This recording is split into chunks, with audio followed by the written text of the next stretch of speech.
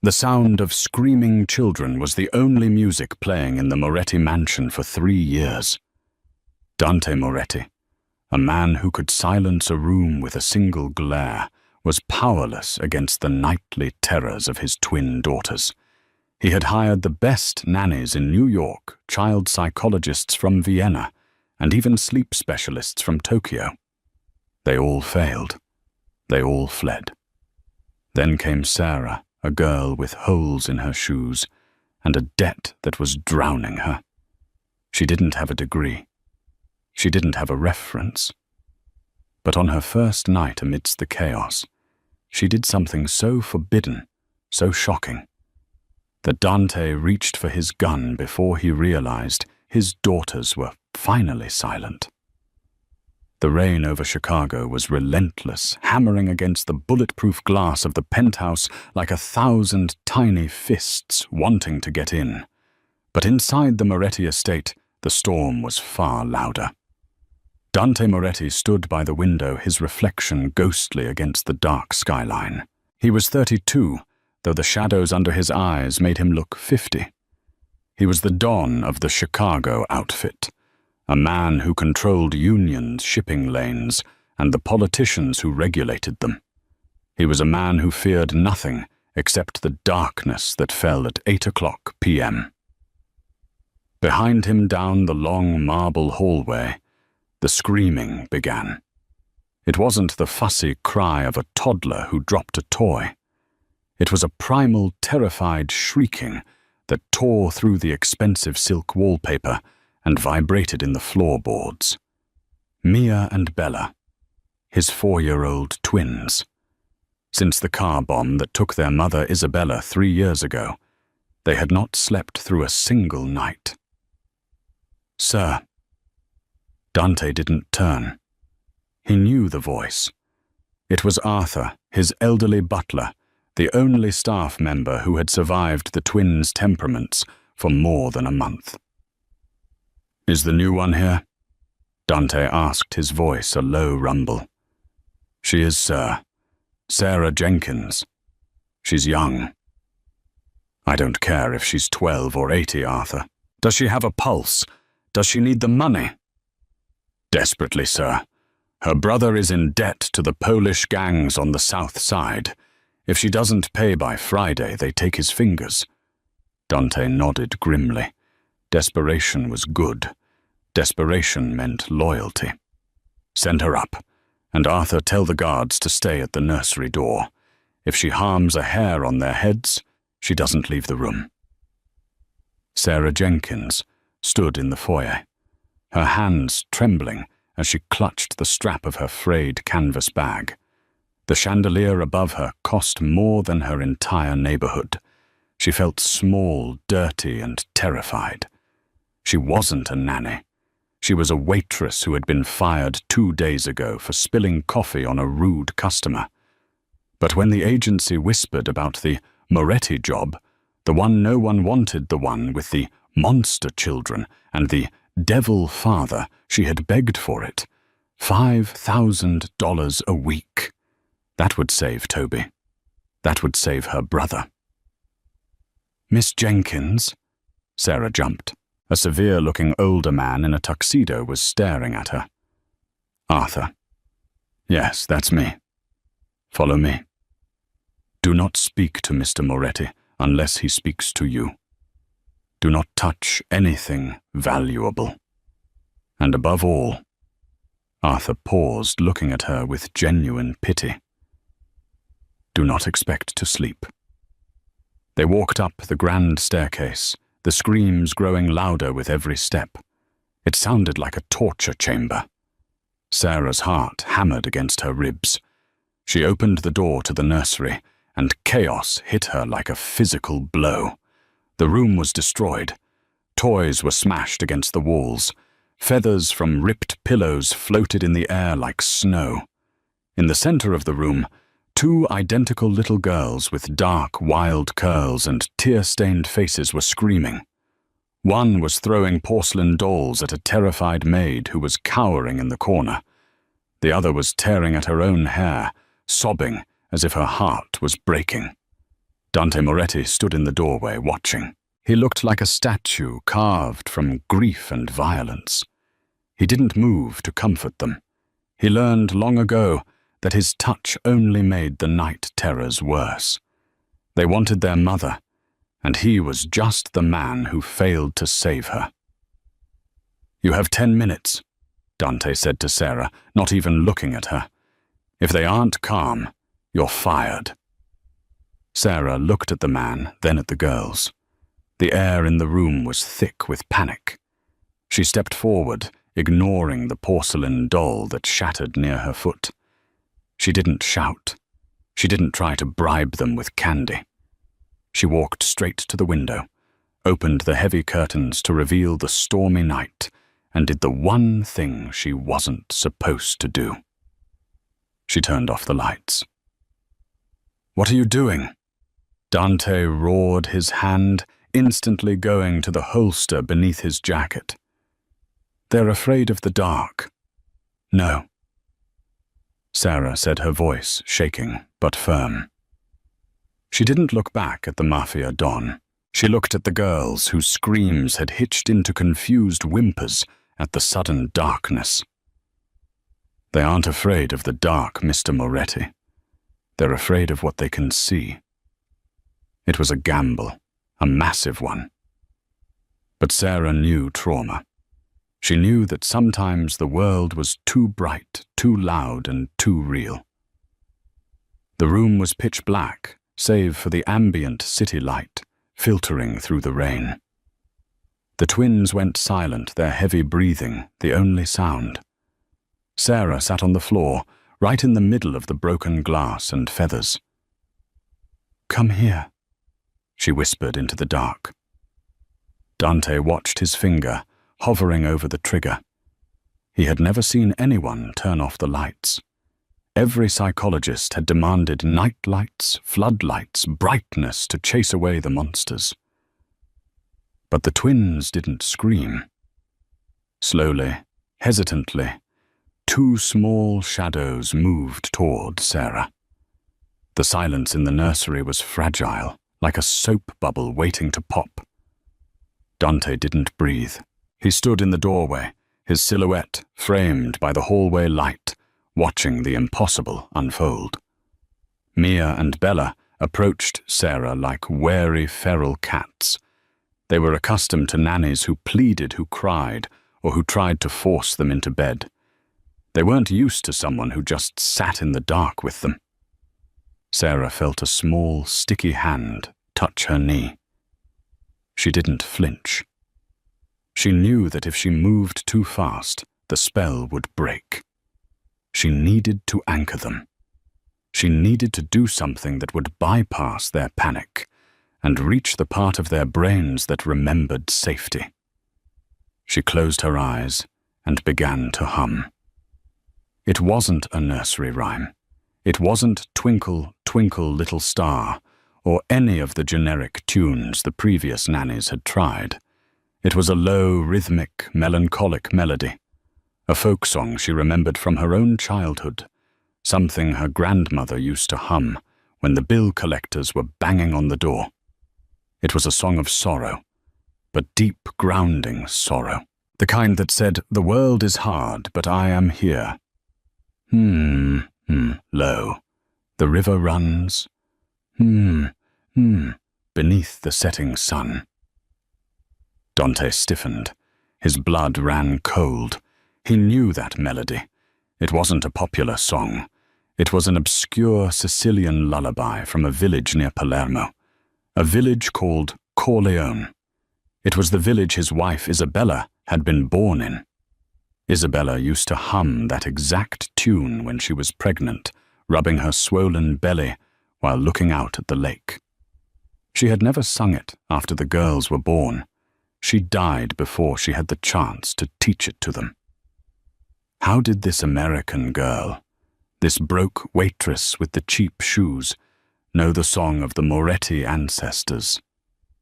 Dante stepped into the room, his boots crunching softly on the glass. "Stop!" he commanded, his voice a low hiss. Sarah stopped instantly. The girls whined a high-pitched sound of protest. "Who are you?" Dante demanded, ignoring his daughter's distress. He grabbed Sarah's arm, pulling her up from the floor.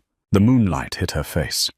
She looked terrified, her blue eyes wide, her messy blonde bun unraveling. "I'm Sarah. I told you. Where did you hear that song?" He shook her, just a little.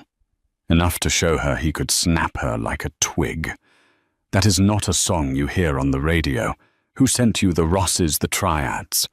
"I don't know what you're talking about," Sarah cried, wincing at his grip. "My grandmother taught it to me. She was Italian." "Please, you're hurting me." "Daddy, no." The small voice froze Dante in place. He looked down. Bella the twin, who hadn't spoken a full sentence in 6 months, was tugging on his pant leg. Her eyes were fierce, protective. "Let her sing," Bella whispered. Dante looked at his daughter, then at the terrified Maid. He slowly released Sarah's arm. The red marks of his fingers bloomed on her pale skin. He felt a surge of shame quickly buried under his paranoia. "You have one night," Dante said, his voice cold as ice. "If you are lying to me, Sarah Jenkins, if I find out you are a plant, you will wish you were merely in debt." He backed out of the room, but he didn't leave. He stood in the hallway just out of sight, listening. Sarah, shaking, sat back down. She pulled the girls into her lap. They didn't resist. They curled into her, burying their faces in her cheap cardigan that smelled of rain and lavender detergent. She started to hum again. Within 10 minutes, the unthinkable happened. The twins fell asleep. Dante Moretti leaned his head against the wall in the hallway and let out a breath he felt he had been holding for 3 years. But his eyes remained open, staring at the ceiling. He pulled out his phone and dialed his head of security. "Enzo," he said quietly, "run a deep background check on Sarah Jenkins. I want to know everything. Who her grandmother was, where she was born, who she talks to. Go back 3 generations, and put a tail on her brother." He hung up. The silence in the house was beautiful, but Dante knew better than to trust peace. In his world, peace was just the loading screen for the next war. The next morning, the Moretti household was in a state of shock. The staff moved quietly, whispering in corners. The twins had slept until 8 a.m. Arthur the butler looked as if he had seen a ghost.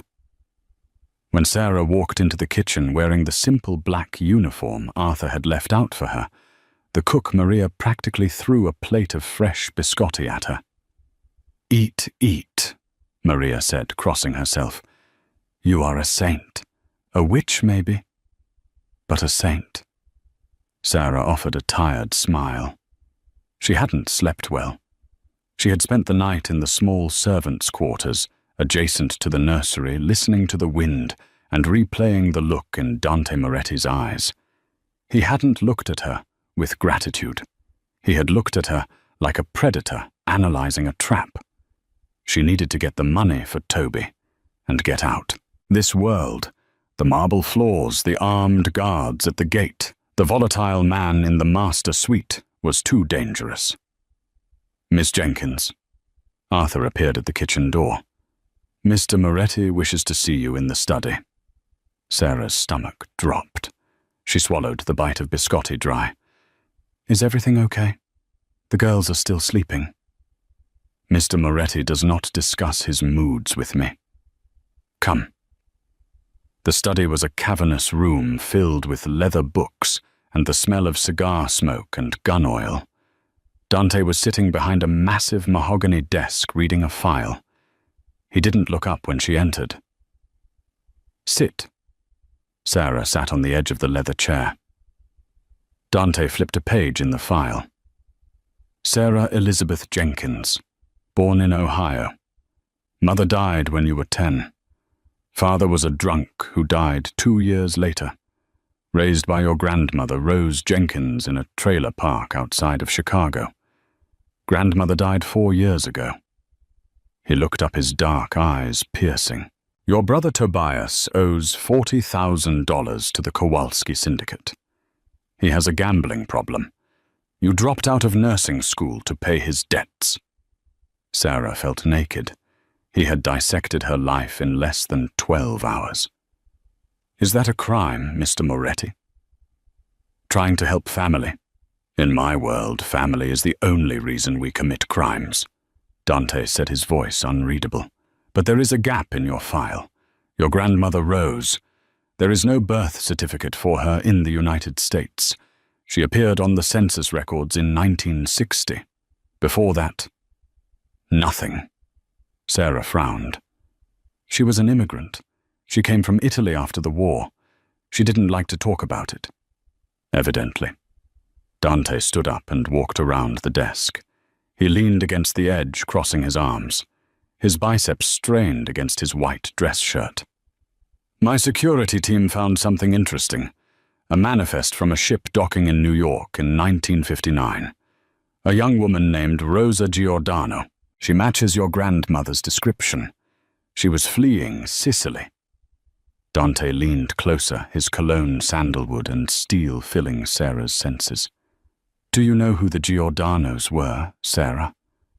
She shook her head, terrified. "They were the rival family to the Morettis in Palermo. There was a blood feud. My grandfather killed Rosa's father. Rosa fled. If you are her granddaughter, that makes you the descendant of my family's oldest enemy." Sarah gasped. "I didn't know. She never told me. She just baked bread and hummed songs. Please, Mr. Moretti, I just need the job. I don't care about feuds or mafias. I just want my brother to live." Dante studied her face. He was an expert at detecting lies. He saw fear, confusion, and desperation, but he didn't see deception. "The song," Dante said softly. "It was the Giordano family lullaby. My wife, her mother was a Giordano cousin. That is why she knew it." A heavy silence hung between them. The connection was bizarre, tangled in blood and history. Sarah was technically kin to his late wife, tied by a lineage of violence she knew nothing about. Suddenly, the heavy oak doors burst open. It wasn't Arthur. It was Enzo, the head of security, his face pale. "Don Dante," Enzo barked, forgetting formalities. "We have a problem, a big one." Dante's demeanor shifted instantly. The grieving father vanished. The capo appeared. "What?" "The police just found a body in the harbor," Enzo said, glancing at Sarah. "It's Luca Rossi's nephew, and they found a distinctive item in his pocket, a locket." "So," Dante growled. "Rossi's nephew was a junkie. He probably fell in." "The locket, boss," Enzo said, his voice dropping. "It has a picture of your daughters in it, and a layout of this house." Dante's face turned into a mask of rage. He slammed his hand onto the desk, making Sarah jump.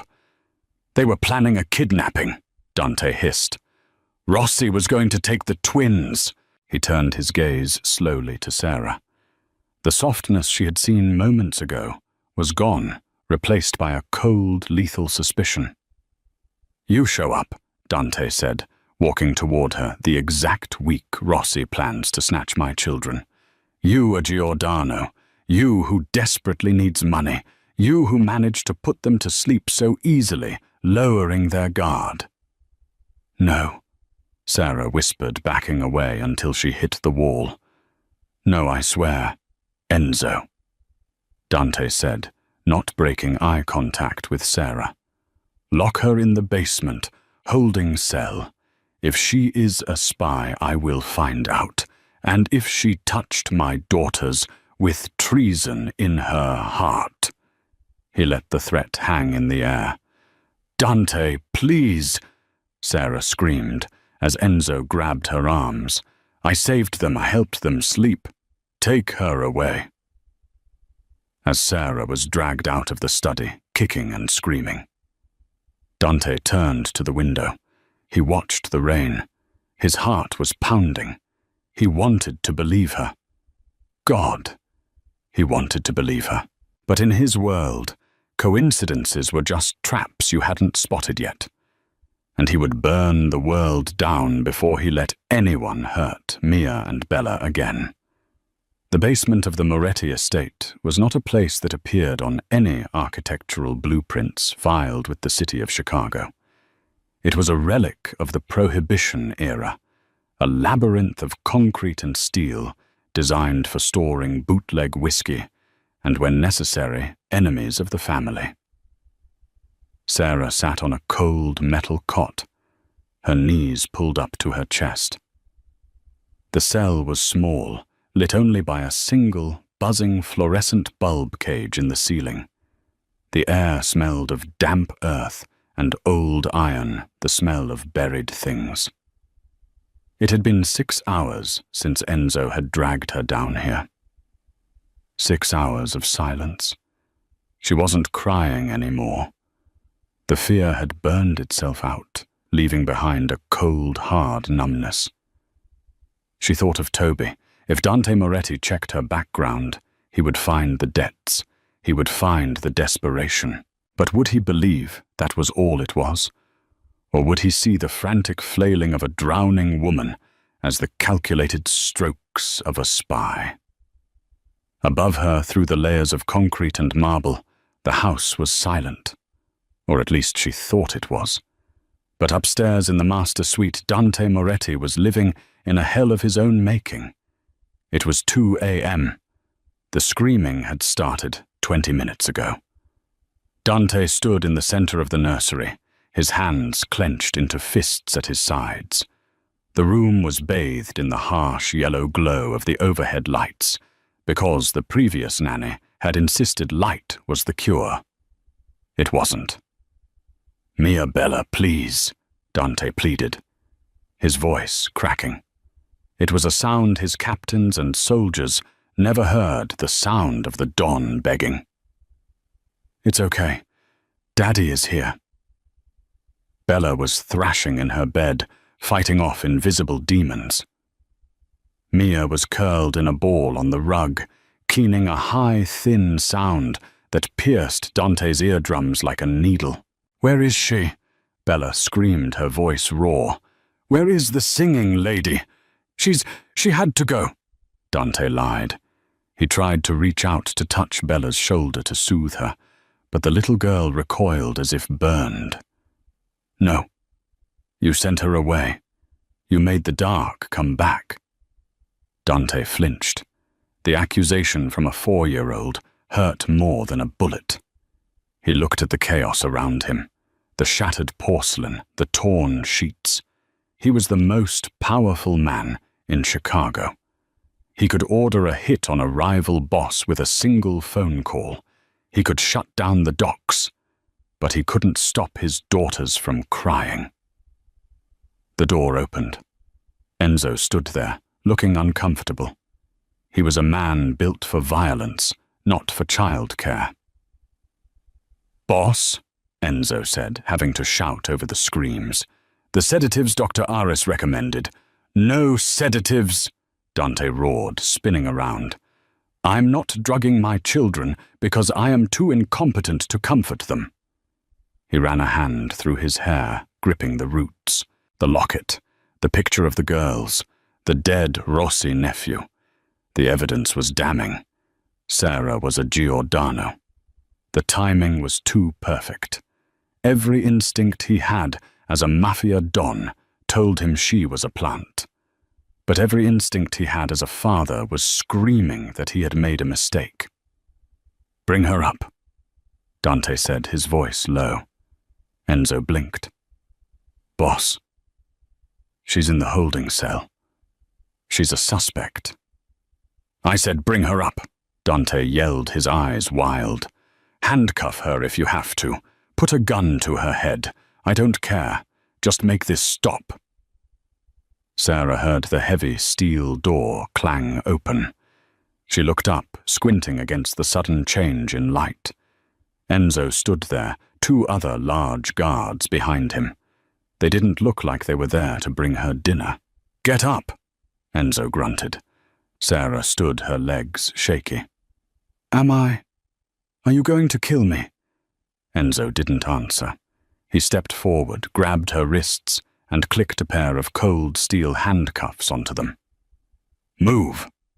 They marched her up the stairs. Sarah's heart hammered against her ribs.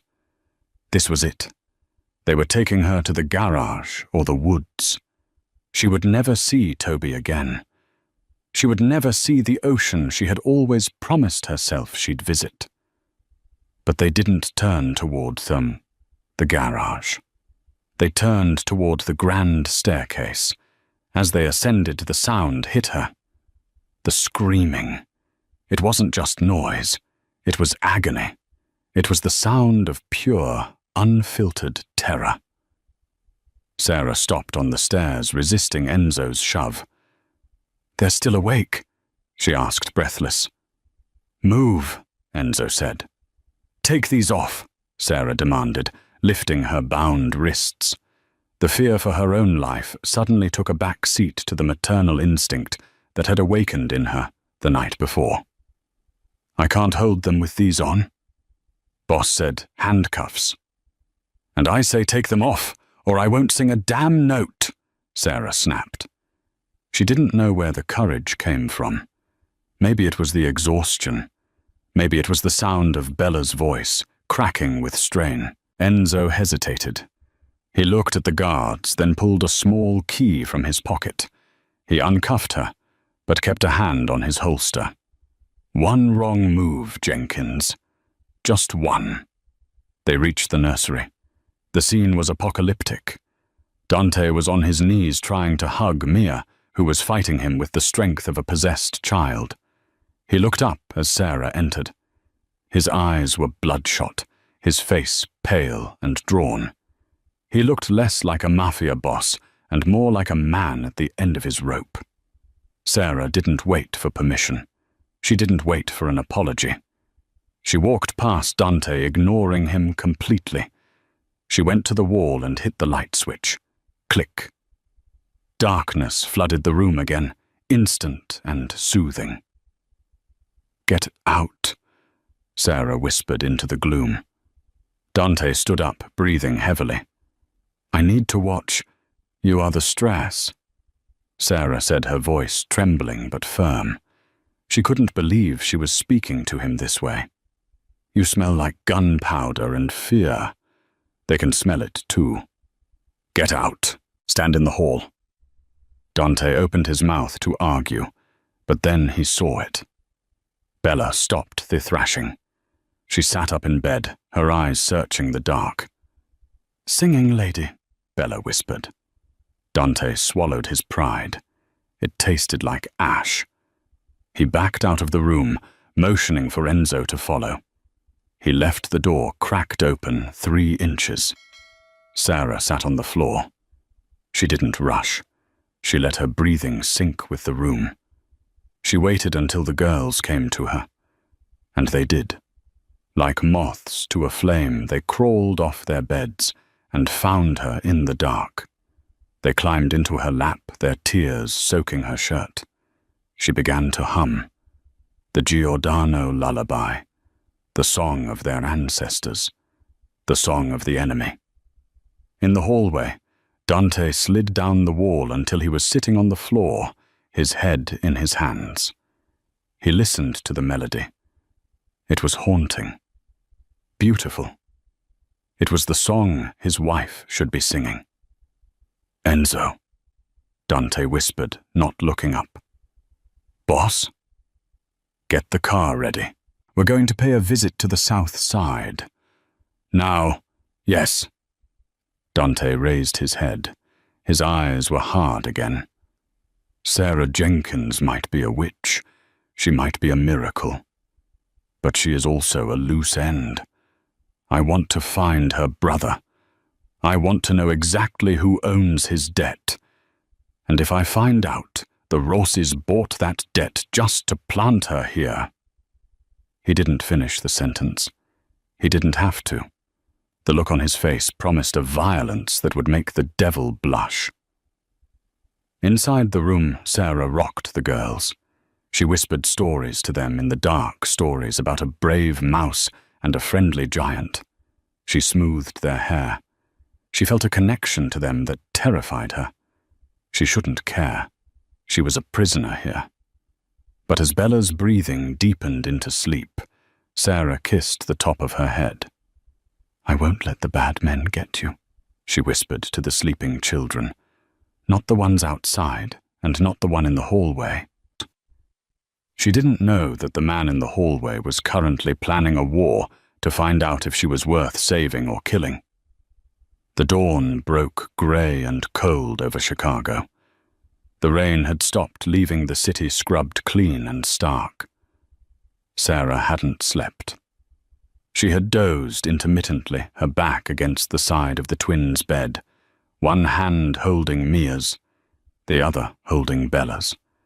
Every time she tried to pull away, they whimpered, tightening their grip. At 7:00 a.m., the door creaked open. Sarah stiffened, expecting Enzo and the handcuffs. Instead, it was Dante. He had changed his clothes. He wore a sharp charcoal suit, a black crisp shirt and a silk tie. He looked immaculate, armored against the world. But Sarah saw the fatigue etched around his eyes. He held a silver tray with a steaming cup of coffee and a plate of toast. Sarah stared at him. The Don of the Chicago outfit was bringing her breakfast. "They are still asleep," Dante noted quietly, placing the tray on a small table near the door. "They had a hard night," Sarah whispered, carefully extracting her hands from the girl's grip.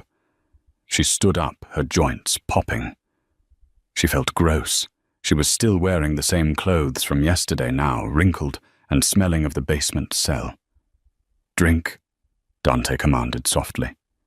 "You look like a corpse." Sarah took the coffee.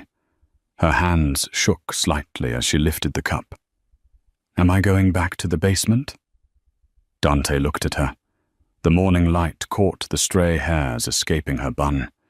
He saw the bruise on her wrist where the handcuffs had been. A flicker of guilt crossed his face, quickly suppressed. "That depends," Dante said, "on what my men find." "My brother," Sarah said, putting the cup down with a clatter. "You said you were looking into him. Is he okay? Did the Kowalskis hurt him?" Dante walked to the window, looking out at the sprawling grounds of the estate. "The Kowalskis don't have his debt anymore." Sarah felt the blood drain from her face. "What?" "Who does?" Dante turned. "I do." Sarah blinked. "You paid it." "I bought it," Dante corrected. "There is a difference. As of 4 a.m. this morning, Tobias Jenkins owes me $40,000, which means, Sarah, that you work for me now. Indefinitely." "You can't do that," Sarah hissed, keeping her voice low so as not to wake the girls. "I'm not a slave." "You are a liability that I am turning into an asset," Dante said coldly. "However, there is a complication. When my men went to pick up Tobias to explain the new arrangement, he was gone." "Gone?" Sarah took a step forward. "Gone where? His apartment was tossed, signs of a struggle, and we found this tacked to his door." Dante reached into his pocket and pulled out a playing card.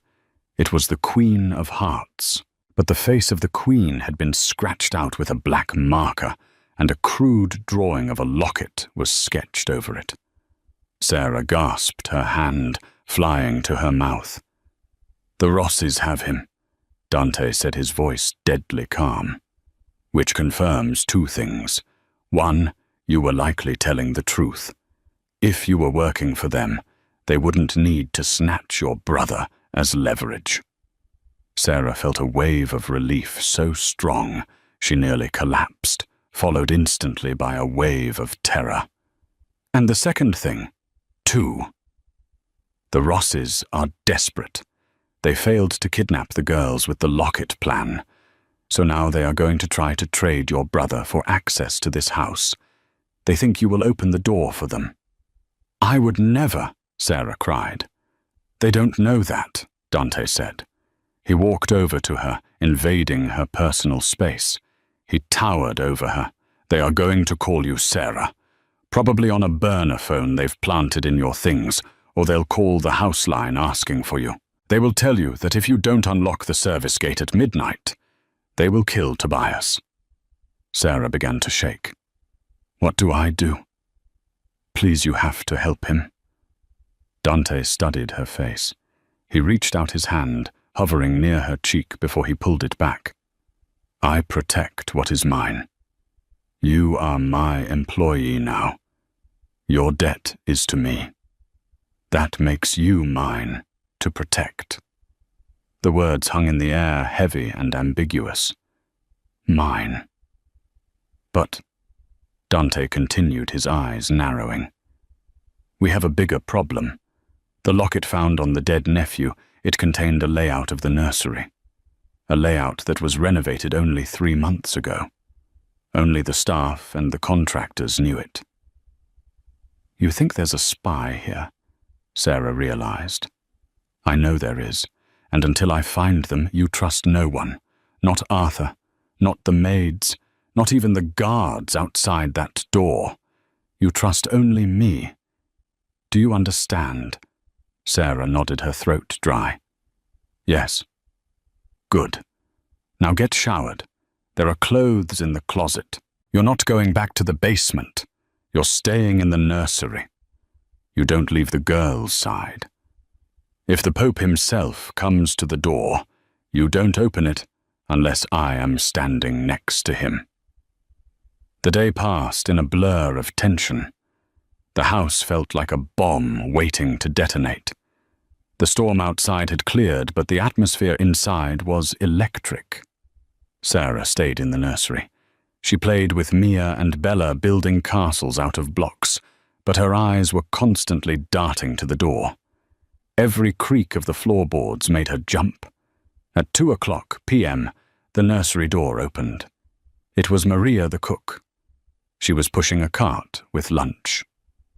Lunchtime picolinas, Maria said, her voice cheerful but her smile tight.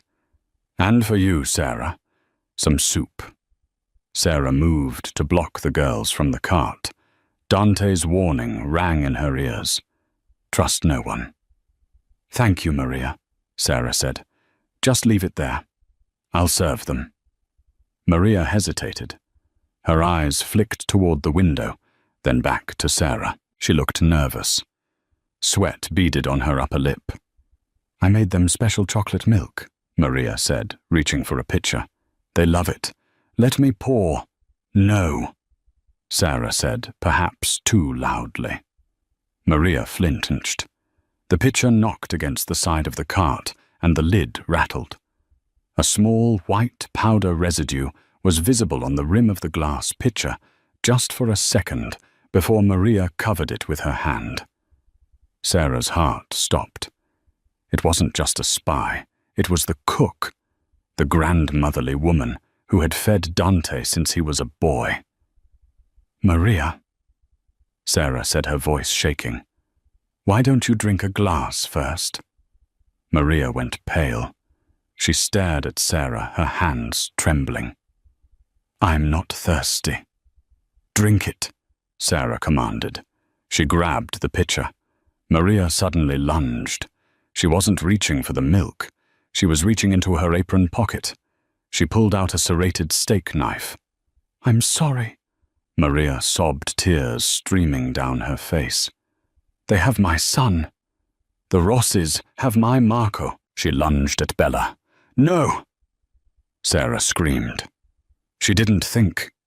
She threw herself across the room, tackling the 4-year-old to the ground, just as Maria slashed downward.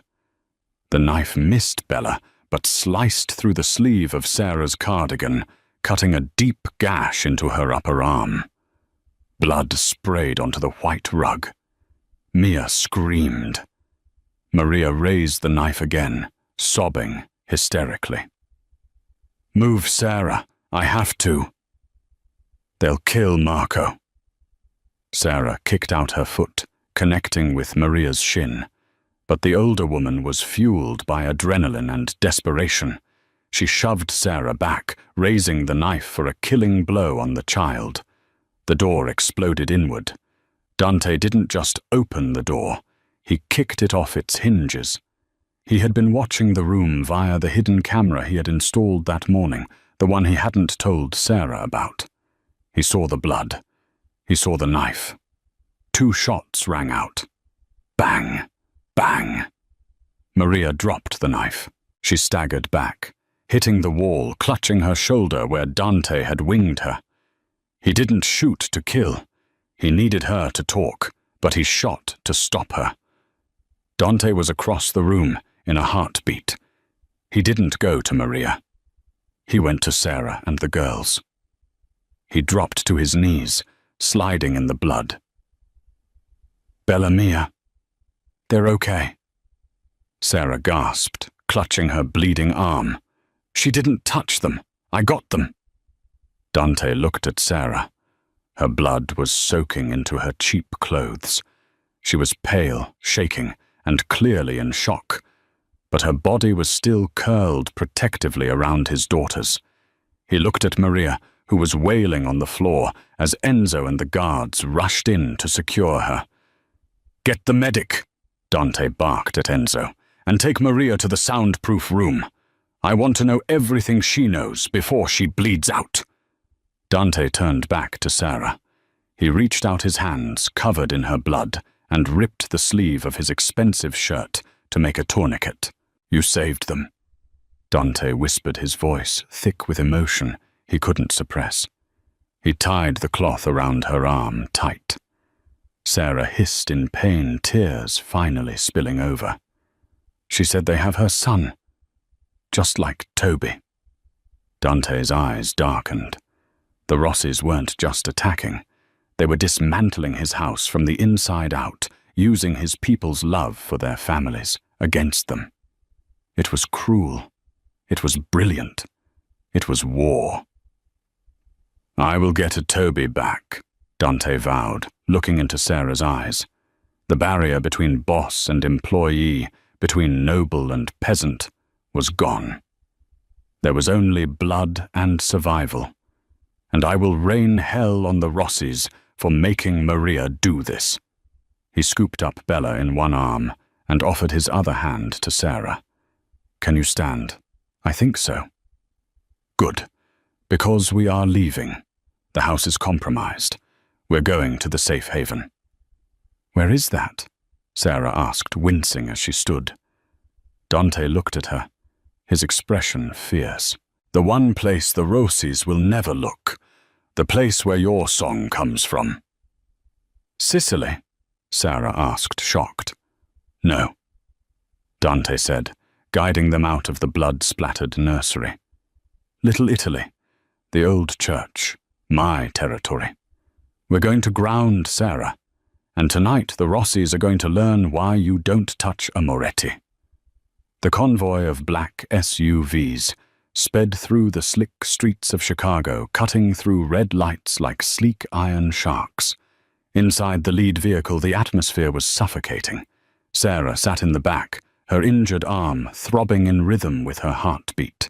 Mia and Bella were sandwiched between her and Dante, both girls clinging to Sarah's good side, burying their faces in her blood-spotted cardigan. Dante was on the phone, his voice a low, terrifying monotone. He was speaking Italian rapid-fire and harsh. Sarah caught words she recognized from her grandmother's angry mutterings. "Vendetta sangue, blood more to death." "We are going to St. Jude's," Dante said, ending the call and turning to Sarah. "It's an old parish in Little Italy. The priest, Father Thomas, owes my father his life. It has a crypt that served as a bomb shelter during the Cold War.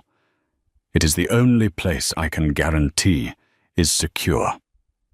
And Toby? Sarah asked, her voice tight with pain. And Maria's son? Enzo has located them. Dante said, his eyes scanning the perimeter as the car slowed. The Rossis are holding them at a meat-packing plant in the Fulton Market district. It's soundproof, easy to clean.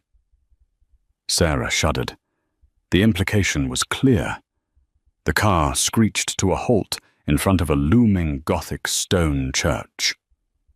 Rain began to fall again, washing away the blood on the sidewalk, but not the stain on the night. Dante ushered them inside, past the confused young altar boys, and straight into the vestry, where an elderly priest waited. Dante. Father Thomas nodded, his face grave. He saw the blood on Sarah's arm, and the terror in the twins' eyes. The crypt is ready. They descended into the cool stone belly of the church. The room was sparse cots, bottled water, and a heavy iron door that locked from the inside. "Stay here," Dante commanded. He knelt before the twins. "Mia Bella, look at me." The girls looked at their father. For the first time, he didn't look like a distant giant. He looked like a shield. "I have to go and fix the bad things," he said softly. "Sarah is in charge. You listen to her. You do not open this door for anyone but me. If I don't come back—" He paused, his throat working. "If I don't come back, Uncle Enzo will take care of you." "No," Bella cried, grabbing his lapel. "Don't go." Dante kissed her forehead, then stood up and turned to Sarah. He reached into his jacket and pulled out a sleek black 9mm pistol. "Do you know how to use this?" Sarah stared at the gun. "I've shot cans off a fence with my brother." "Point and squeeze," Dante said, pressing the cold metal into her good hand. "If that door opens and it isn't me or Enzo, empty the clip." He looked at her, his dark eyes searching hers. There was a moment, a fleeting electric second, where he looked like he wanted to say something else. Something about how she saved his children. Something about how she, a Giordano, was the only person he trusted in a world of traitors. "Come back," Sarah whispered. Dante nodded, once turned, and the heavy iron door clanged shut, sealing them in silence. The warehouse, 11 p.m. Dante.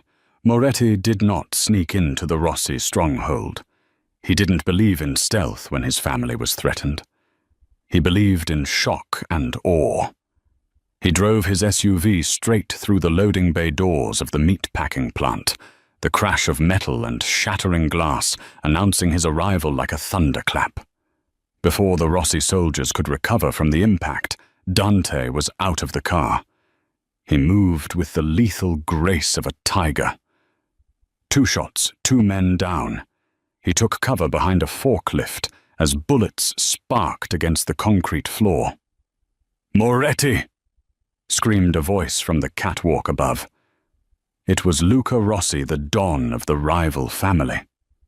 He was a bloated, sweaty man who smelled of cheap cigars and fear.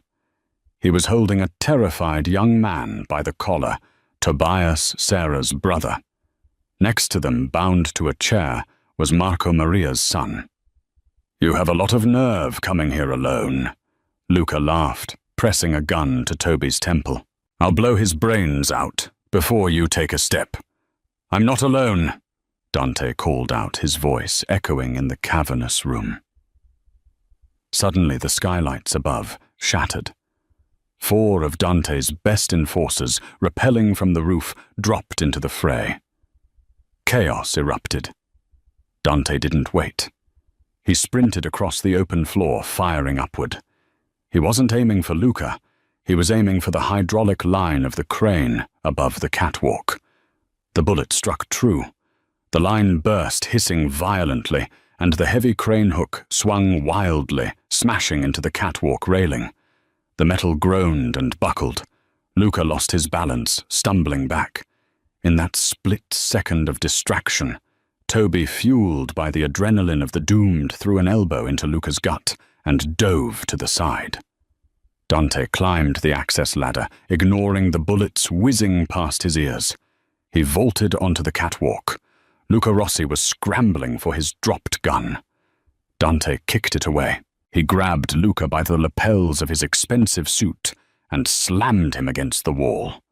"You touched my house." Dante snarled, his face inches from Luca's. "You turned my cook. You tried to kidnap my daughters." "It's business, Dante." Luca pleaded, his eyes wide. "Just business. The Giordanos." "The Giordanos are dead," Dante roared. "And she's a Moretti now." He didn't kill him. Death was too easy. Dante pistol-whipped him, knocking him unconscious instantly. He would let the police and the corrupt judges on his payroll handle Luca. He wanted him to rot in a cell watching the Moretti empire grow while his own crumbled. Dante cut Marco loose. The boy was weeping, bruised but alive. He grabbed Toby, who was shaking violently. "Are you Tobias?" Dante asked, holstering his weapon. Yes. Who are you?" "I'm the guy who paid off your debt," Dante said, wiping blood from his cheek. "Let's go. Your sister is waiting." St. Jude's Crypt. 200 a.m. The hours had dragged like centuries. Sarah had sung every song she knew. She had told the twins every story she could remember. The girls had finally fallen asleep on the cots, exhausted by trauma. Sarah sat by the door, the gun heavy in her lap. Her arm was burning with a feverish heat. She felt lightheaded. The loss of blood was catching up to her. Thump, thump, thump. 3 knocks, heavy, deliberate. Sarah raised the gun, with shaking hands. "Who is it?" "It's Dante."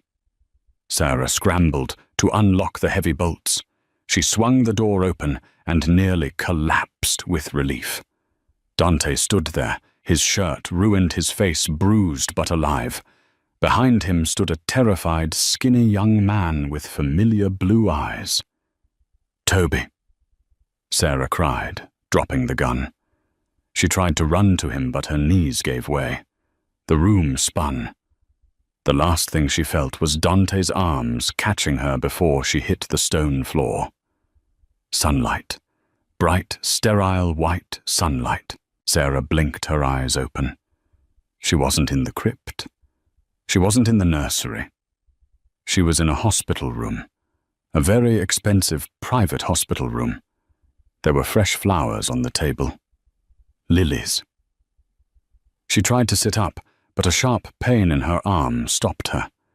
She looked down. Her arm was bandaged professionally, an IV line running into her hand. "Careful," a deep voice rumbled from the corner. Dante was sitting in a wing-back chair reading a newspaper. He looked tired but clean-shaven. He was wearing a casual sweater, which made him look less like a mob boss and more like a dad. "The girls," Sarah asked, her voice raspy. "They are in the next room watching cartoons with your brother," Dante said, folding the paper. "Toby is fine. A few bruises. He ate enough breakfast for 3 men." Sarah relaxed back into the pillows. "And Maria's son?" "Safe. Maria has been retired," Dante said, choosing his words carefully. "She has been sent to live with relatives in Florida. She will not return to Chicago. I do not forgive traitors, Sarah, but I understand mothers. She did it to save her son. For that, I let her live." He stood up and walked to the side of her bed. He looked at her with an intensity that made Sarah's breath hitch. "Why did you do it?" he asked quietly. "You could have run.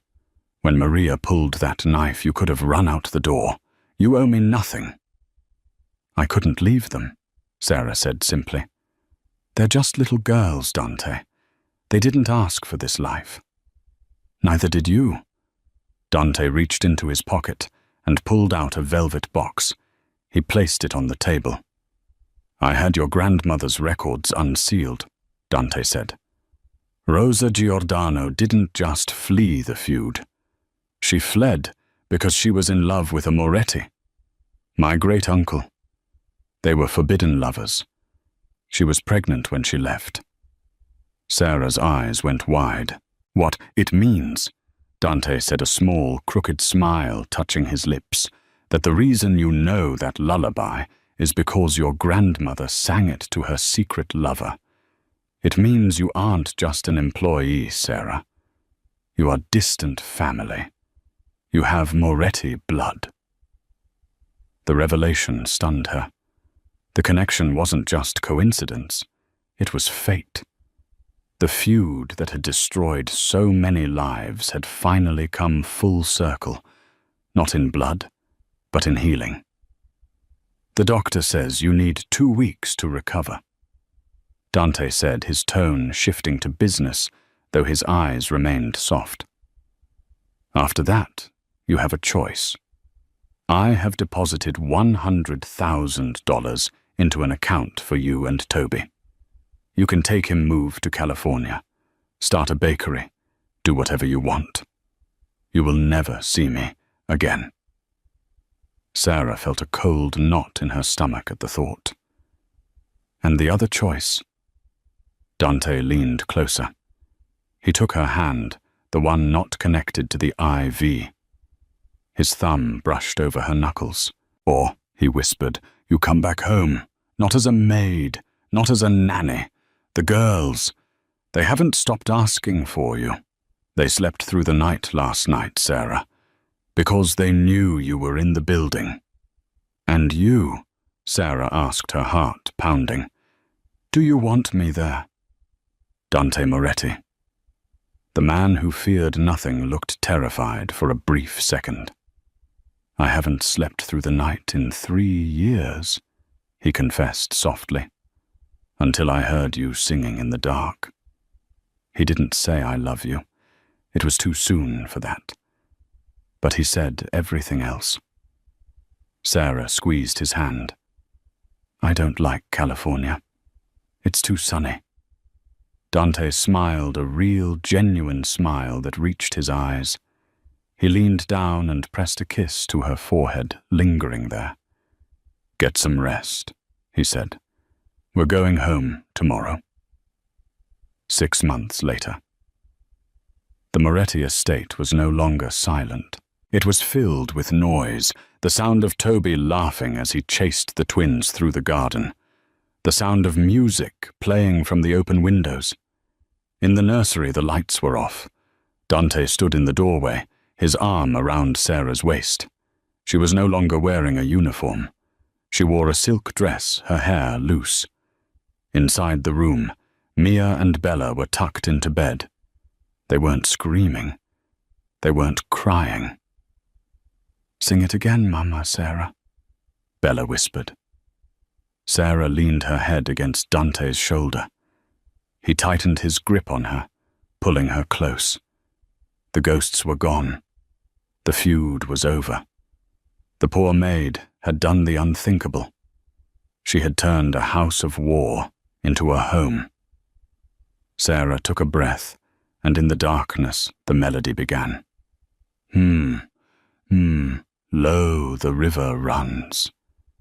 And for the first time in forever, everyone in the Moretti house slept in peace. And that, my friends, is the incredible story of how a simple lullaby ended a mafia war. Sarah didn't just save the twins from their nightmares. She saved Dante from his own darkness. It just goes to show that sometimes the most powerful weapon isn't a gun or a bomb. It's kindness, bravery, and a haunting melody from the past. I really hope you enjoyed this roller coaster of romance, danger, and redemption. It took a long time to write this one out. So if you did enjoy it, please do me a huge favor. Smash that like button. It really helps the channel grow. What do you think? Was Maria's betrayal forgivable? Would you have stayed with Dante? Let me know in the comments below. And don't forget to subscribe and hit the notification bell so you never miss a story. Thanks for watching and sweet dreams.